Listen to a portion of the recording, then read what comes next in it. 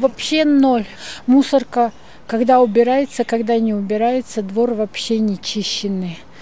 Я не знаю, в центре города живем, скоро крысы здесь будут.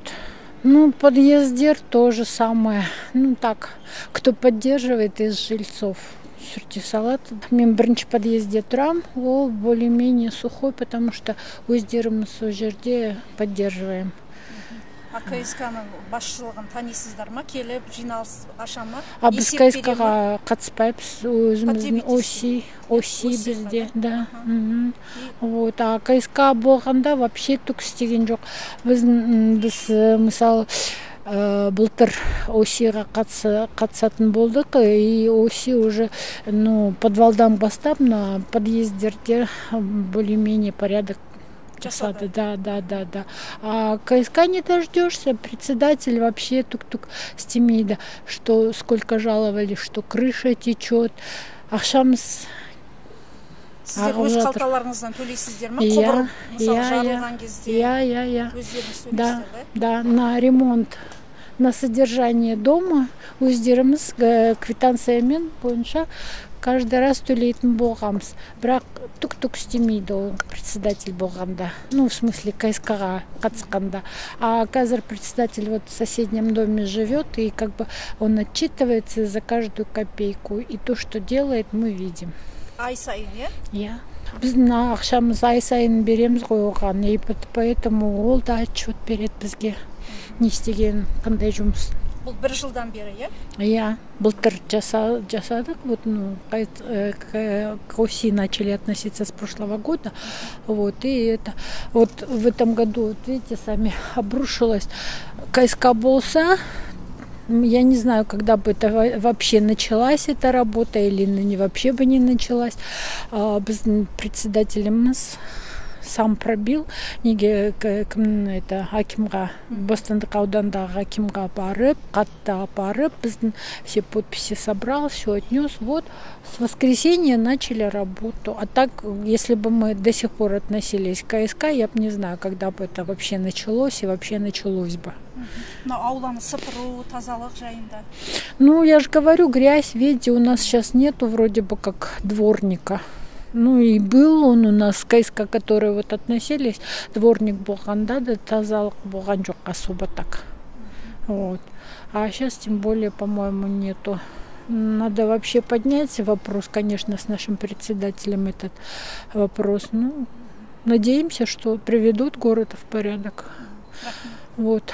Ну, на прошлой неделе вроде бы как наши жильцы сами субботник организовали, вроде там вот возле этого дома 47А, там что-то почистили. А здесь, ну, я не знаю, грязь, конечно, желает оставлять. Сіздердің үйлеріңіз 47 мыңға Да, көшесі? я. А мынау 47А. Довольны ли вы вообще сервисом КСК? Нет, конечно. Почему? Ну, не знаю. Недовольна и все. Неге, жұмыстары жаман ба, нашар істей ма, кір ма? Ну так, они плохо справляются со своими этими. Подъездеріңіз қалай? Ремонты бар ма? Нет. Нет, да? Нет. А былай аулаларда сыпыра ма? Подметают, но не всегда подметают. Иногда прям вот заходишь в подъезд, вот это вот, и везде эта штукатурка падает, все падает. Не очень. На ремонт дома, в общем, надо накопительный фонд создавать. И, говорит, не 19 тенге, а давайте, говорит, 50 тенге будем собирать. И довольны, да, жильцы? Ну да, проголосовали, но не все вышли тогда. Зимой было собрание, вышли не все. А вы сколько живете там? Я в том доме живу с 86-го года. Да. Угу.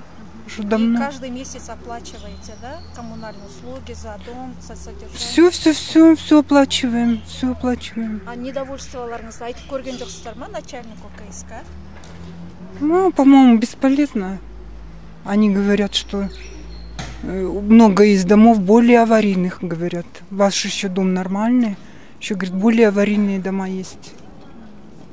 В общем, не знаю, мне кажется, самим просто надо все решать, самим. От КСК на них надежды нету. Мы попросили эту сделать, как поручни, потому что пожилые люди же плохо зимой спускаются плохо. Они один поручень сделали, второй нет. Было такое, что выключился свет на один день, и мы без света сидели. Это было в сезон дождя. Это было, наверное, неделю назад. И осиға қарайды ғой, осиға хабарласқан жоқсыздар ма? Не знаю, хабарласқан шығар, но сразу қосқан жоқ. Оперативность нету. Подъездің тазалығы қандай?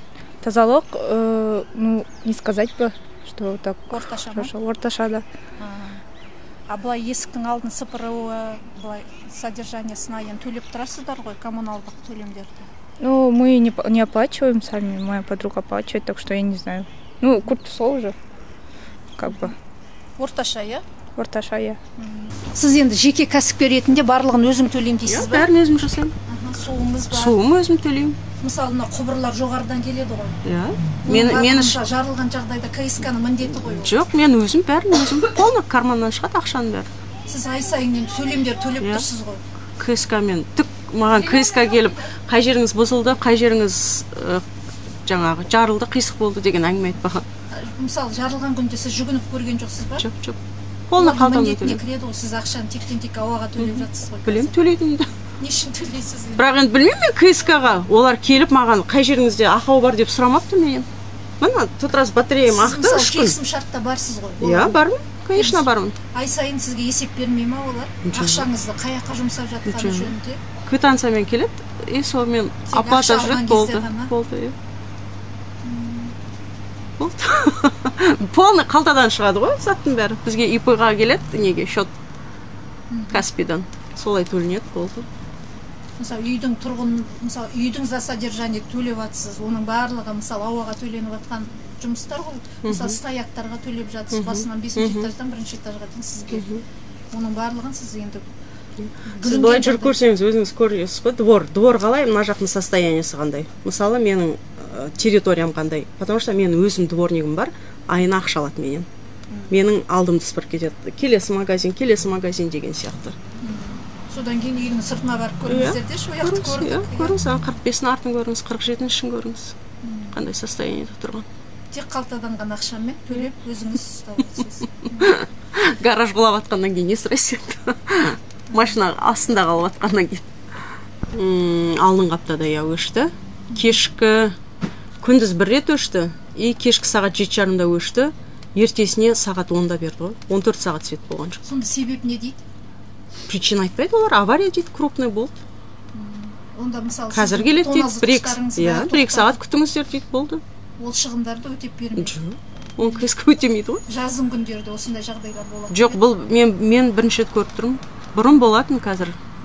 14 сағат деген енді масқара ғой, 14 сағат свет болмаған деген.